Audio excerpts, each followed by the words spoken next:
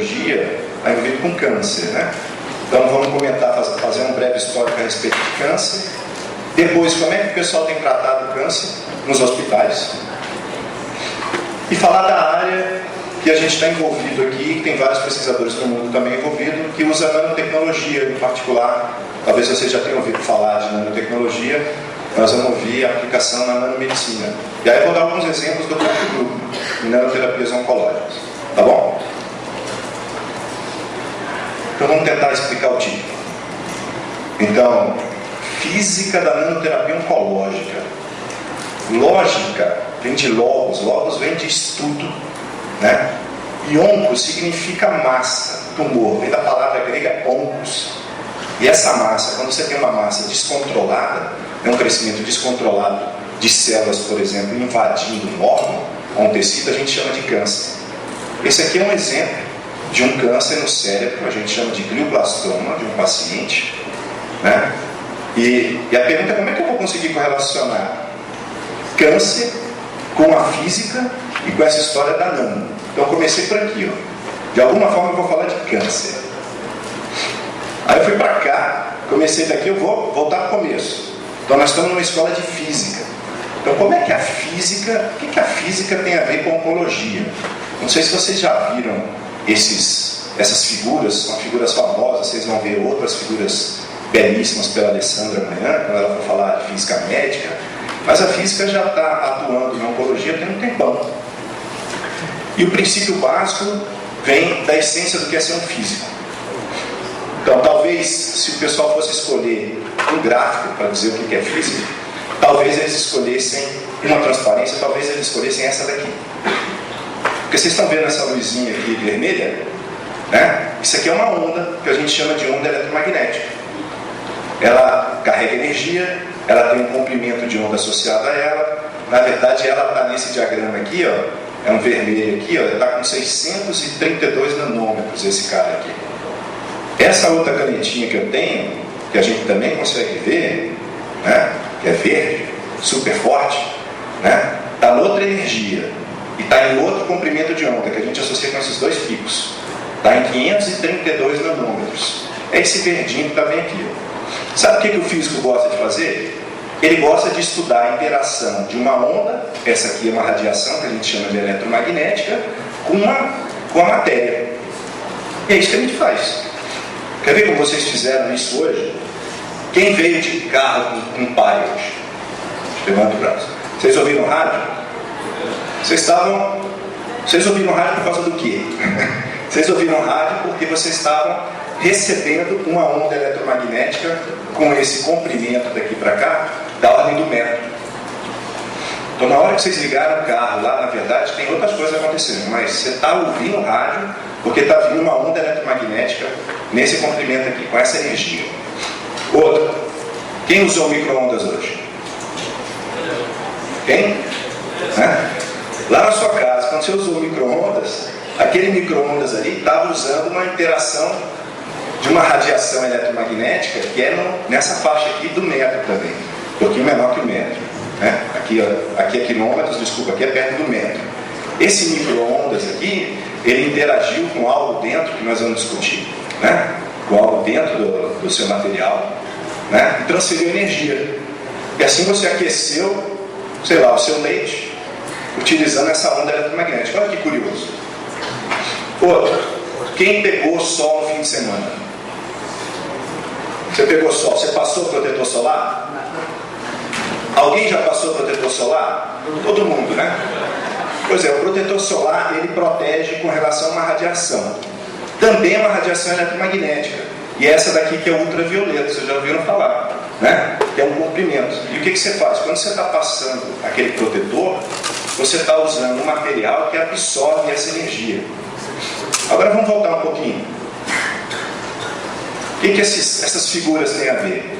Essa figura é a interação da matéria, né? A interação da radiação com a matéria.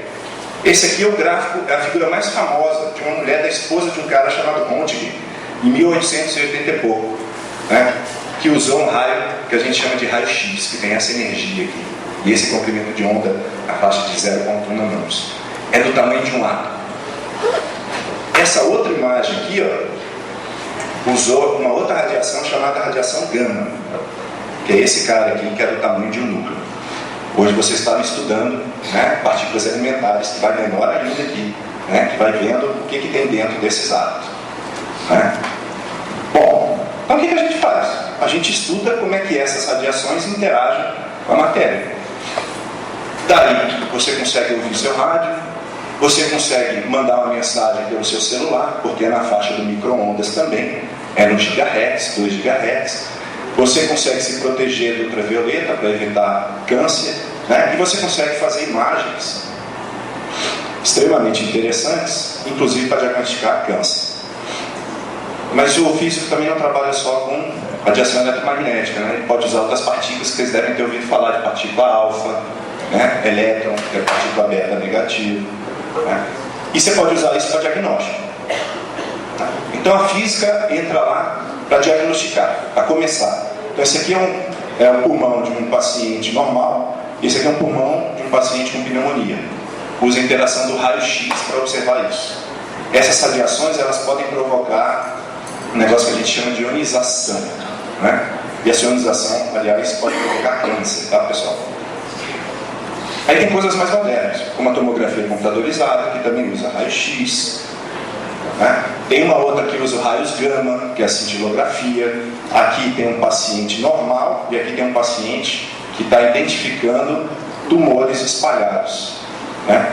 Então, você na verdade ingere um radiofármaco, que vocês devem ter ouvido falar, que pode ter a emissão de uma radiação eletromagnética, que é uma partícula gama, né? Uma radiação gama.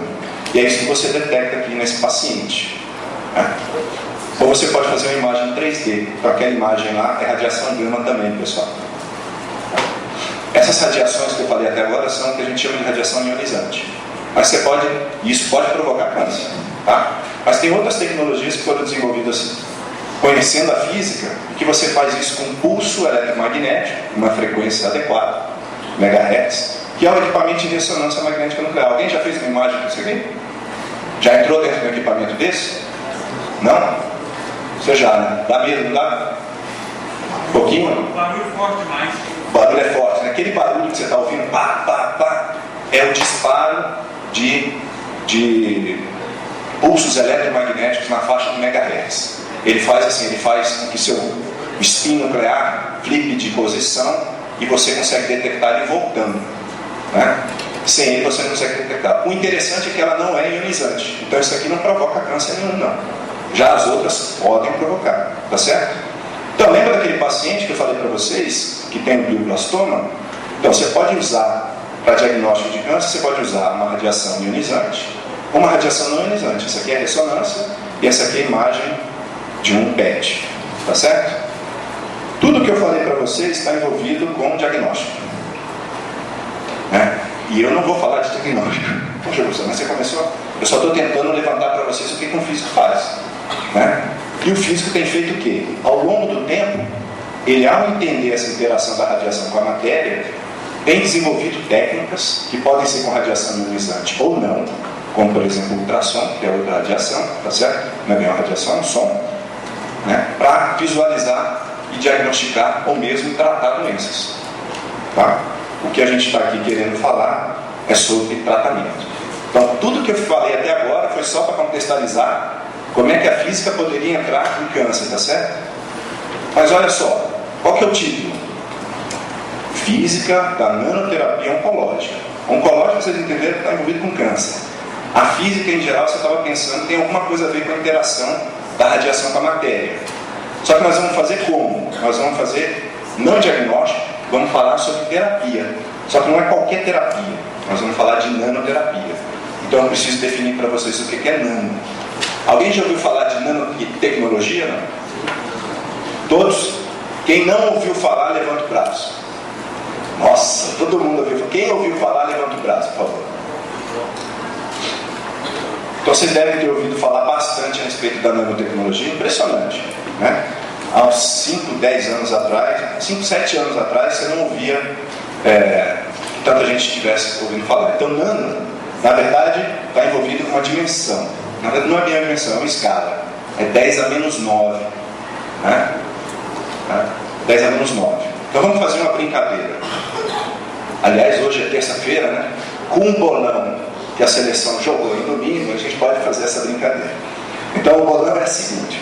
Então suponha que a gente vá lá na lua e olhe para a Terra, certo? Olhando para a Terra, dá esse cara aqui que tem uma dimensão da ordem de 10 a 8 metros. 10 a 7, 10 a 8 metros.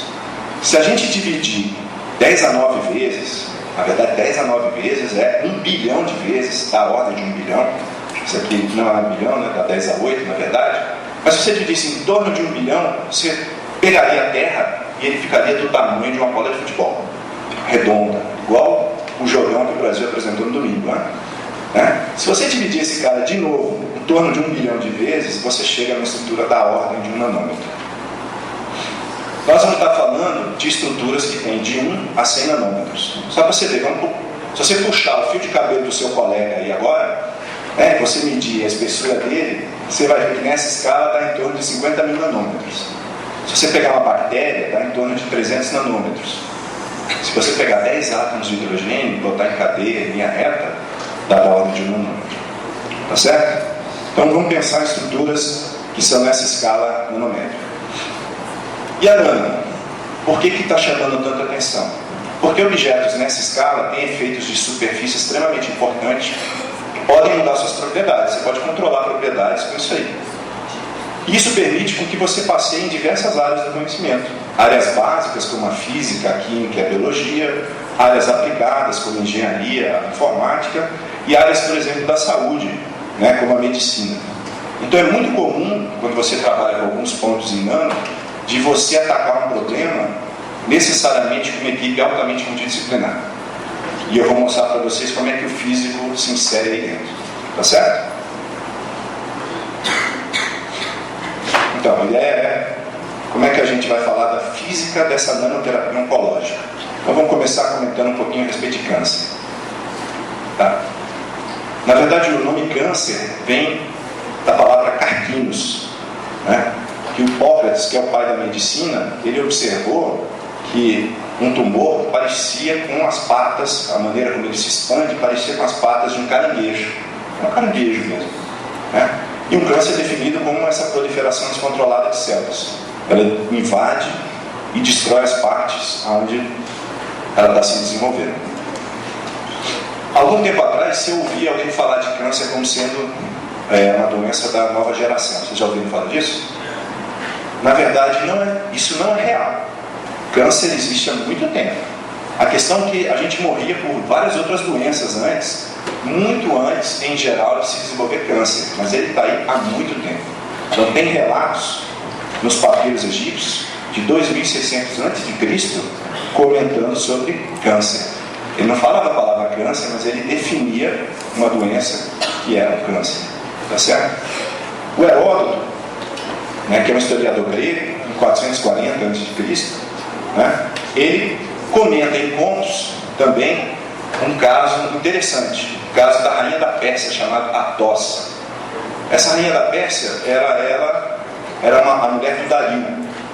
A gente ouve muito filme falando do Dario, né, que era o rei da Pérsia, né. Acontece que essa foi uma das primeiras pessoas a serem relatadas, importantes serem relatadas com câncer, que mata muitas mulheres, que é o câncer de mama, né. Essa Atossa, que é a rainha da Pérsia, ela desenvolveu um câncer de mama, e o conto conta a primeira cirurgia de um câncer de mama, né, que aconteceu nessa época aqui, que foi influenciado, na verdade, por um escravo dela que era grego. E dizem os historiadores que esse escravo teve muita influência na decisão do Dario de em vez de ir para o Oriente, seguir na direção do Ocidente e se encontrar, infelizmente, com os gregos. Ele acabou encontrando alguém chamado Alexandre o Grande, e isso acabou sendo o fim dele, né? Bom, relatos reais, isso aqui são papiros, tá certo? Relatos reais, ó, aqui no Chile, e eu acho que vocês viram alguma imagem do Chile hoje, talvez, agora há pouco, nos detectores, não? O Ricardo não mostrou nada? Não? Bom, enfim, ali no Chile tem um deserto, chamado deserto de Atacama, que foi encontrado diversas tribos, na tribo Shiribai, diversos casos comprovados de câncer. Então, historicamente já estaria há muito tempo, né? E é curioso porque o Galeno, que é um médico famoso, né, de 2.500 anos atrás, ele acreditava que isso aqui fosse incurável, né, o câncer. Então, como é que é a história de tratamento de câncer? Então, nós vamos estar querendo falar aqui de tratamento de câncer e como é que a física se insere nesse contexto, tá certo? Então, do ponto de vista moderno, começa lá com a cirurgia. Mas antes disso, é bem provável que, na verdade, tenha começado com um processo que a gente chama de cauterização. Sabe por quê? Porque, na verdade, a gente já dominava o fogo, não já? Né? Dominava o ferro. Então, é muito provável que, nos primeiros casos, a gente tenha pego ferro, aquecido ferro e tenha tentado matar as células tumorais por um processo de cauterização. Eu não duvido. Isso não está muito bem relatado na história, mas é bem provável que tenha começado com uma cauterização. Da época moderna, surgiu então em 1890 uma cirurgia famosa de câncer que retira o seio, né, com grande complexidade. Começou lá no Johns Hopkins em 1890, né, que chama mastectomia radical, que tira o seio completo e que agora não precisa mais, tá certo? Na época acabou ajudando bastante em questões de cirurgia. E aí entra o primeiro físico na história. O Röntgen, quando descobriu aquele raio-x, aquela radiação, 6 meses depois, 8 meses depois, tinha médico tentando usar o raio-x para tratar câncer. Aí vem o químico, descobre os quimioterápicos, né? Esse aqui é o Farber, na década de 40. Aí vem um médico junto com um físico, começa a usar uma radiação mais penetrante, que são os raios gama, que a gente chama de radioterapia, tá certo? E teve técnicas, então, começaram a ser combinadas. Hoje em dia a gente está aqui, ó, nos hospitais em geral, né? A gente faz radioterapia ou faz quimioterapia, né? Em alguns casos cirurgia, ou uma combinação desses sistemas, tá certo? Mas tem outras técnicas também sendo empregadas, como a hormonioterapia, e outras mais modernas, como terapia fotodinâmica, que eu não vou falar, ultrassom de alta intensidade, ablação, que está envolvido com o que eu quero falar hoje, realmente temperatura, e uma hipertermia com nanopartícula. Então eu quero entrar nessa questão de nanopartícula daqui a pouco. Então esse aqui é um caso tradicional de radioterapia, né? Na Araújo Jorge, por exemplo, certamente tem equipamento desse tipo, né? E o que o pessoal faz? Trata com esses raios gama, com câncer, e às vezes dá quimioterapia, dependendo do tipo de câncer, né? Às vezes tem procedimento de cirurgia ou não. Então, o que eu quero apontar para vocês foi uma descoberta que começou algum tempo atrás para utilizar uma técnica alternativa, uma técnica simbiótica. Vocês ouviram lá na biologia que simbiose é um procedimento em que você tem um compartilhamento de algo de forma positiva, né? Então você imagina se você conseguisse matar a célula tumoral de uma forma mais eficiente utilizando algo diferente que a radioterapia. Então o que o pessoal investigou, quero que vocês foquem aqui nesse primeiro gráfico aqui tem células tumorais, isso aqui está numa escala logarítmica, né? Então aqui é 100% de células vivas, aqui é 10% só vivas, aqui é 1% viva, aqui é 0,1% viva, tá certo? Então, quando você está a uma temperatura de 41 graus, se você pega essas células e mantém elas aquecidas por 41 graus, e você espera que está em função do tempo, 6 horas, está em minutos, tá vendo? 6 horas você consegue matar em torno de 20, 30% das células.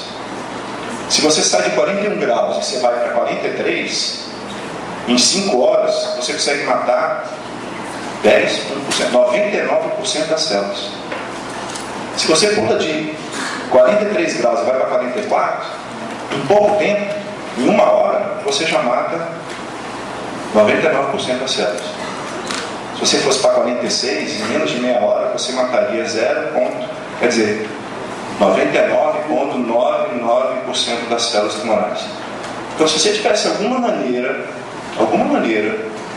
de usar temperatura, você poderia tratar o tumor. Mas teria que ser alguma coisa localizada.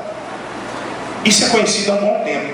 vocês vão ver que a clínica, o pessoal tem usado essa questão há algum tempo. Eu vou dar alguns exemplos, depois eu vou falar como é que a nano se encaixa nisso, tá bom? Mas antes de eu ir disso aqui, vocês viram que a temperatura poderia ser usada para matar células. Tá ok? Todo mundo comigo? Agora vem algo mais surpreendente. Qual que é o grande problema da quimioterapia? Você não, você está proibido de falar. Esse aí, você tocou no ponto. Então, se você toma um quimioterápico, ele, em princípio, não vai para o local específico, para o tumor, e você mata tanto células normais quanto células ruins, células tumorais. Nós gostaríamos de uma tecnologia que fosse capaz de matar somente as células tumorais, tá certo? E aí você tem que fazer vários procedimentos de quimioterapia e tem vários efeitos colaterais, esse remédio, porque ele é bastante tóxico, não é verdade?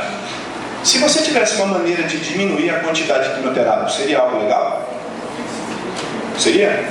Então, o que o pessoal descobriu aí, há mais ou menos 20, 30 anos atrás, foi que se você combinasse temperatura com quimioterapia, você conseguia aumentar a eficiência do quimioterápico.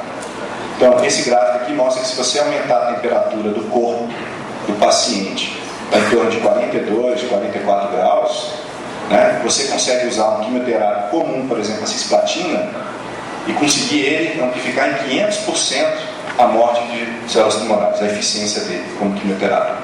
Mas veja, não está localizado. Eu só estou falando para vocês que você tem uma sinergia de combinação. Agora, a radioterapia ela é ruim por causa do quê? Óbvio, ela tem dados positivos, né? Porque afinal de contas ela serve realmente para matar células tumorais, mas ela é uma radiação ionizante. Então ela pode afetar também células normais. Esse é que é o ponto que eu estou falando para vocês. Se você conseguisse diminuir a dose da radioterapia, seria algo positivo também? Olha esse gráfico aqui, ó. Isso aqui é a dose de radioterapia, né? Aqui você tem um gráfico de fração de células que estão sobrevivendo. Esse 10 a 0 é 100%, 10%, 1%. Aqui, no caso aqui, é um com raio-x sozinho, em função da radiação. Quanto maior isso aqui, maior a dose. Tá? E aí depois aqui, ó, são medidas em que você coloca o paciente num corpo com 42 graus e você vai tratando ele por 1h30, 3 horas, 5 horas, 7 horas, 12 horas. Você vê claramente que com uma dose menor, ele mata muito mais do que sem a temperatura normal. Vocês percebem isso? Né? Então, por exemplo, aqui se a gente pegasse qual que é a dose necessária para matar 90% das células, seria aqui em torno, sem aumentar a temperatura, seria em torno de 600 rad. É uma unidade, certo? Se você for para cá, ó, se você manter o paciente por 1,5 horas a 42 graus, esse cara com uma dose de somente não, mas uma dose 3 vezes menor, de 200 rad, ele mata tantas células quanto outras. Se você passar isso para 3 horas, em menos de 30 minutos, ele também mata muito mais. Esse aqui é um exemplo do que o pessoal descobriu há algum tempo na Europa, no Japão e nos Estados Unidos, e vem fazendo o que a gente chama de uma combinação de terapias. Então eles usam esse aumento de temperatura que a gente chama de hipertermia combinado com radioterapia e quimioterapia. E já tem equipamentos disso, tá certo? Já existem equipamentos. Inclusive, eu descobri esse ano, que eu tive um invite para essa conferência, que existe uma sociedade de medicina térmica que trata justamente desse problema. Depois eu vou comentar como é que talvez a gente entre aí, dependendo das perguntas. Ótimo. Nós vamos voltar nessa questão. Vocês percebem que essa questão da sinergia é interessante, né? Mas vamos supor, você consegue matar a célula só com calor? Consegue. Os médicos sabiam disso? Sabiam. Né? E aí o que faz? Vamos entregar calor. Então a pergunta fundamental aqui, a física fundamental de hoje é calor. Como que eu faço para gerar calor? O segundo ponto é, como que eu faço para gerar calor numa região localizada? É a aula de hoje. Essa é a aula. Então como é que o pessoal gera calor? Ele gera calor, tem várias maneiras de você gerar calor. Você pode gerar calor com um ultrassom de alta intensidade. Isso está sendo utilizado para alguns tipos de tumores, por exemplo, câncer de próstata. Você joga um ultrassom, ele interage com a amostra, né? com o tumor e você consegue jogar esse ultrassom localizado. E ele aumenta a temperatura da ordem de 70, 80, 90 graus. Né? Só que não serve para qualquer tipo de tumor, isso tem que ser uma região específica. Você tem como gerar calor na faixa de radiofrequência, megahertz, tá certo? Você tem como gerar calor na faixa de micro-ondas, gigahertz. Você tem como gerar calor com isso aqui, ó, com laser, né? E cada um desses é uma técnica. Essas técnicas, por exemplo, eu vou mostrar para vocês que já estão sendo usadas na clínica. E você tem como gerar calor com nanopartícula. E eu vou falar desse cara em particular também. Desculpa, mas eu não tenho tempo para ficar passando tudo de inglês para português, então algumas coisas estão em inglês, tá certo? Mas algumas coisas são fáceis de entender. Theory é teoria. Então é o seguinte, olha lá. Independentemente do curso que vocês forem fazer, vocês deveriam saber um pouco de termodinâmica. Qualquer coisa, eu não quero saber de física. Vou querer saber do que vocês vão ter que saber termodinâmica. E aí vocês vão ouvir falar da primeira lei. Tem mais duas, mas vocês vão ouvir falar da primeira lei. E hoje a aula é sobre a primeira lei. Então a primeira lei relaciona a energia, que a gente chama de energia interna de um corpo, de um sistema, com um calor que pode ser gerado e por uma realização de trabalho. Tá certo? Se eu pegar esse laser, está parado ali, pegar ele e movimentar para cá, vai dizer que trabalha. Tá? Bom, o que acontece? Tem algumas propriedades particulares dessa energia interna. Então, dependendo do caminho que eu for, aliás, não importa o caminho, se eu for para um ponto e voltar no mesmo ponto, essa variação de energia interna é zero. Você pode provar isso, é uma propriedade da energia interna, certo? Se essa variação aqui é zero, então sobra que esse cara aqui, que é calor, tem que ser igual a esse trabalho, né? Se você botar isso aqui é zero, botar esse cara para o outro lado, vai ficar calor igual a menos trabalho. Vamos botar o menos para cá no calor para indicar perda, tá certo? Trabalho. Então, se você realizar trabalho no seu sistema, você pode gerar calor. Se eu realizar trabalho, eu posso gerar calor. Quando você está fazendo assim com sua mão, você está aquecendo, você está gerando calor, não está? Você está realizando trabalho. Está realizando trabalho. Só que nós não vamos fazer de qualquer forma. Nós vamos fazer isso com a radiação eletromagnética. Vocês lembram daquele desenho? E aquela radiação eletromagnética, existem equações fundamentais que têm que ser utilizadas. Não é que tem que ser, é que a natureza é desse jeito. E esse é um dos pilares da física. Qualquer curso que você fizer, licenciatura, bacharelado, engenharia física ou física médica, não importa. Você vai ter um curso de eletromagnetismo que explica para você como é que é a radiação eletromagnética. Quando você usa essas equações, você chega no seguinte: você chega que a variação de calor, na verdade, o trabalho realizado por essa onda eletromagnética pode ter 3 contribuições somente, mais nada. Com essa radiação é isso aí. Você tem uma contribuição que dá uma conta doida aqui, uma outra que dá essa outra conta doida aqui, e outra que dá essa outra conta esquisita aqui. Esses símbolos esquisitos, esse irmão, esse pesão e esse J. Tá certo? Sabe o que os médicos fizeram? O que nós fizemos? O médico queria, eu quero uma maneira de aquecer o tumor. Como é que você quer? O físico deve ter perguntado para ele. Ah, não sei, escolhe aí. Ah, então eu vou fazer o seguinte, eu vou escolher micro-ondas. Porque ele estava sendo desenvolvido na Segunda Guerra para comunicação. Aí um cara que estava desenvolvendo isso para comunicação falou, percebeu que pertinho começava a aquecer os alimentos. Eu vou pegar e vou fazer essa aplicação e vou gerar um micro-ondas. E vou usar ele para aquecer alimentos. Ganhou uma fortuna, certamente, não foi? O princípio do aquecimento do micro-ondas é o mesmo que os médicos usaram aqui, um negócio chamado ablação por micro-ondas. Aqui tem um termo que a gente chama de dipolo elétrico. Vocês já ouviram falar no curso de Química que a água tem um dipolo elétrico? Não. Vocês já viram que a água tem H2O, não é isso? Mas vocês não viram que a água é H2O? Mas vocês viram que o hidrogênio e o oxigênio estão em posições específicas.